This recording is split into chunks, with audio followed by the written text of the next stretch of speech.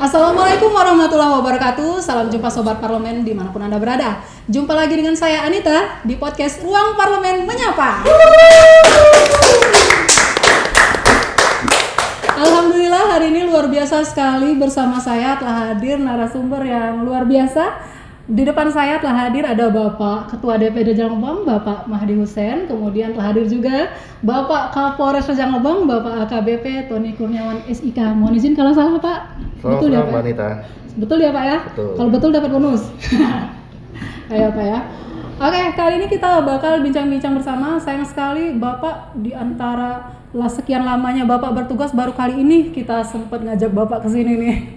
Soalnya jadwalnya Pak Kapolres padat banget. Oh ya, sebelumnya karena masih dalam suasana Lebaran, kita semuanya mau di sini mau ngucapin minal aidin wal faizin, mohon maaf lahir dan batin. Masih dalam rangka situasi ini Pak ya, Idul Fitri, ya. Dari terutama dari tim podcast RPM Rejang Lebong, juga dari Bapak Ketua DPRD dan juga dari Bapak Kapolres. Nah, ini Bapak kita dengar-dengar Bapak katanya udah pindah nih Pak ya. Udah pindah atau mau pindah nih Pak? Belum pindah. Mau pindah ya Pak ya. Sekitar berapa hari lagi itu Pak? Kurang lebih 2 pisang lagi.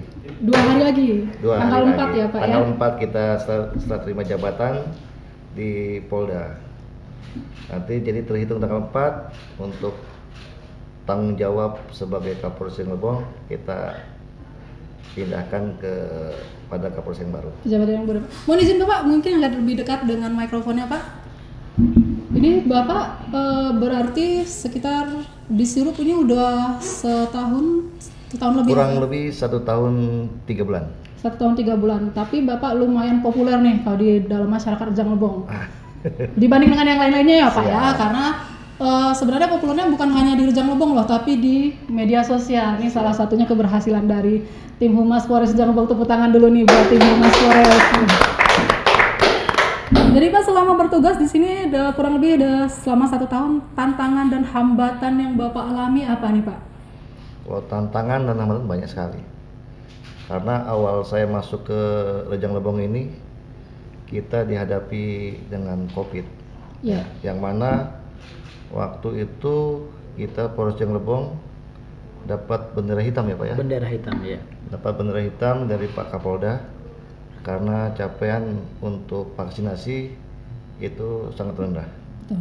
Ya, alhamdulillah kurang waktu 1 bulan kita genjot bersama dengan teman-teman dari Prokopinda dibantu dengan Pak Bupati, Pak Ketua DPR.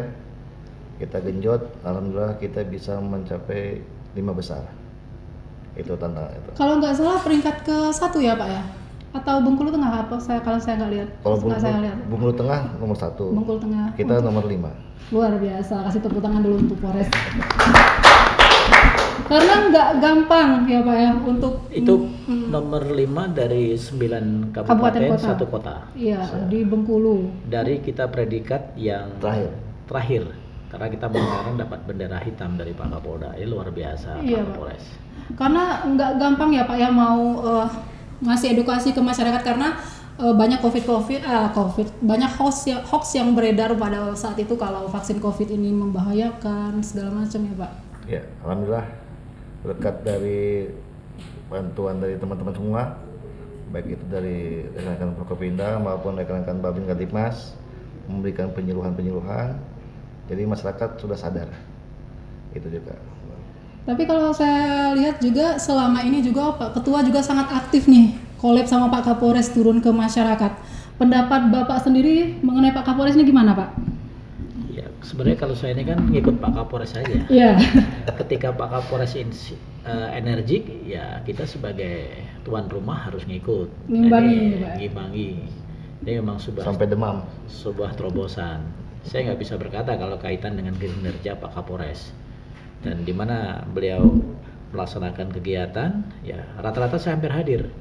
Dari mulai ya tadi penanggulangan masalah COVID, kemudian masalah kegiatan-kegiatan, bahkan yang akhir-akhir ini kan kita sering Pak Kapolres giat di Jumat Curhat. Nah, ini kan luar biasa atensinya. Dan ini belum pernah dilakukan oleh kawan-kawan sebelumnya jajaran Polres. Nah inilah Jadi kalau saya lihat tadi Mbak Nita menyampaikan bahwa Pak Kapolres lebih ke apa, ke medsos, sebenarnya tidak juga.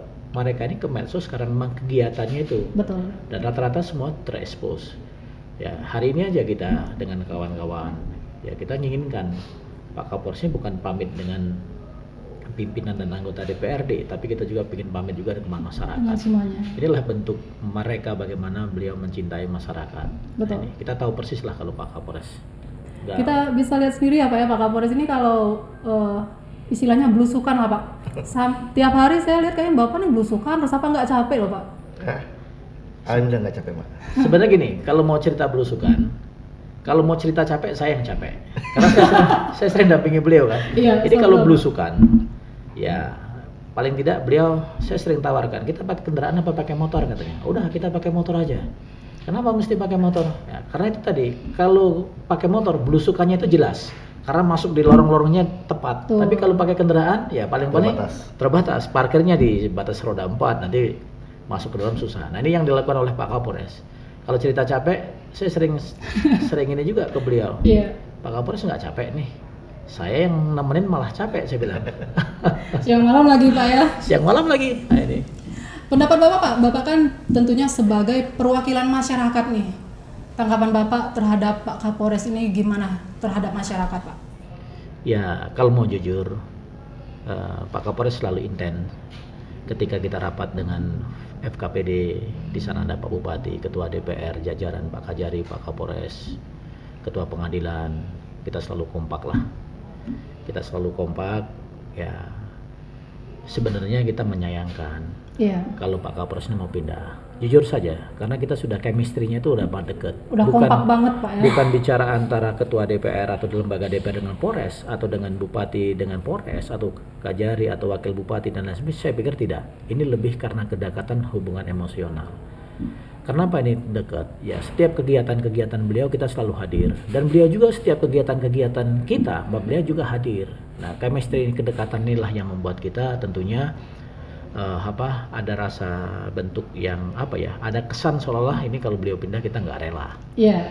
Tapi yang jadi persoalan bukan itu. Kalau mereka juga di sini, ya kapan lagi mau berkembang karirnya? Siap. Nah, tentunya kita atas nama lembaga DPRD juga saya harus sampaikan kepada masyarakat Rejang Lebong, saya atas nama Ketua DPRD Rejang Lebong dan segenap anggota DPRD Rejang Lebong, dan tentunya atas nama masyarakat Rejang Lebong kita mendoakan mudah-mudahan di tempat yang baru ini beliau lebih nyaman, kemudian lebih humble, kemudian pendekatannya. Saya pikir kalau untuk kedekatan nggak perlu diragukan lagi. Kalau mungkin ada yang melihat, waduh Pak Kapolres sombong dan lain sebagainya, itu Enggak, mungkin iya. kacamata itu hanya melihat kacamata sebelah. Tapi bagi saya yang melihatnya langsung, yang komunikasi langsung, bagaimana, dan saya tahu persis bagaimana beliau dengan keluarga, dengan anak-anak, dengan istri, dan bahkan saya juga bukan bicara antara ketua DPR dan Kapolres, tapi saya bicara lebih ke adik dan kakak. Saya juga menciptakan dengan keluarga-keluarga beliau seperti itu. Jadi sudah nggak ada bahasa Jawa itu, sudah nggak ada tedeng aling-aling lagi. Dan tentunya hanya kita bisa berdoa di tempat yang baru ini beliau akan mendapatkan prestasi yang baik tentunya. Kemudian ya segeralah nanti pecah bunga. Iya. Kali ini sekarang 2, insya Allah 3 nanti bisa menjadi Amin. bintang. Ya. Kita doakan sukses sampai jadi Karena- jenderal ya Pak ya. Amin. Rata-rata ini Mbak Nita ya. Ini saya kenal Kapolres itu udah dari eranya, dari mulai terpampangnya foto-foto Kapolres di Rejang Lebong itu di Polres, semua dari awal sampai akhir sampai Mas Tony saya rata-rata kenal dan saya rata-rata deket. Saya yakin Mas Tony ini dengan kiprahnya, karena mereka ini nothing tulus memang bekerjanya. Doa masyarakat Rejang Lebong untuk Amin. mengantarkan beliau ke tingkat bintang mudah-mudahan akan dapatkan. Amin. Amin. Kita doakan selalu lah mudah-mudahan. Dan saya yakin itu bisa dicatat dalam podcast ini nanti kira-kira. Amin. Nah itu. Ya, Bapak, ini dari sekian banyak momen nih Bapak kerja bareng sama Pak Kapolres. Di antara sekian banyak itu, momen yang paling berkesan dan Bapak kayaknya nggak bisa lupa itu ada nggak Pak kira-kira? Pasti ada lah. Teladan ganja. Iya. Pasti ada. Bisa Teladan cerita ganja. dikit nggak Pak? Teladan ganja ya. Yes. Banyak ini, sebenarnya banyak. Tapi yang agak ini memang kemarin ya karena kan saya monitor kegiatan-kegiatan beliau. Kadang-kadang saya jam 1 malam ditelepon beliau, kadang-kadang jam 2. Dan ada yang terkesan pada saat ini ada 2 nih. Yang pertama mungkin kaitan pada waktu itu ada kunjungan Pak Gubernur. Pak Gubernur kontak saya jam 11 malam. Pak Ketua, di mana kita cari makan? Biasanya Pak Gubernur ini kalau makan senangnya di tempat emper-emperan Iya, betul, gitu kan, di tempat pecel-pecel lele. Ya, saya waktu itu nggak ada teman nih mau nampingi Pak Gubernur. Saya telepon Pak Kapolres. Pak Kapolres lagi di mana? Saya baru pulang Pak Mari bersiap. Ini gimana kita nemenin Pak Gubernur malam? Jam berapa? Udah.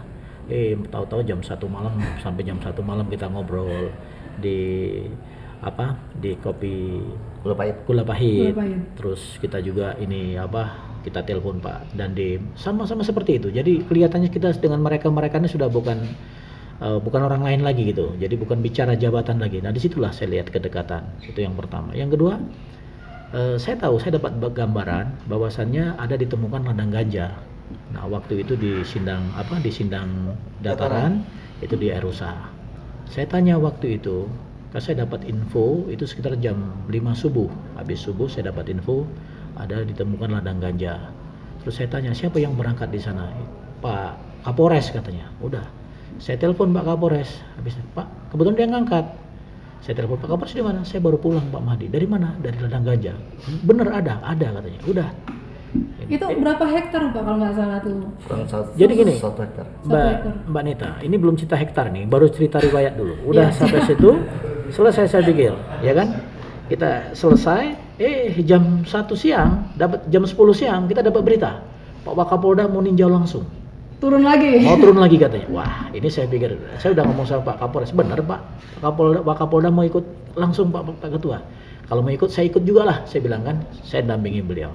Saya pikir Pak Kapolresnya nggak mau ikut lagi, karena kan baru pulang ini jam 4 subuh baru pulang tadi malam. Nggak tahu dia ikut lagi, ya nyampe lagi dengan saya. Saya yang baru pertama aja bahasa Jawanya udah kembang kempis. Nah, yang beliau ini nekat lagi ke sana.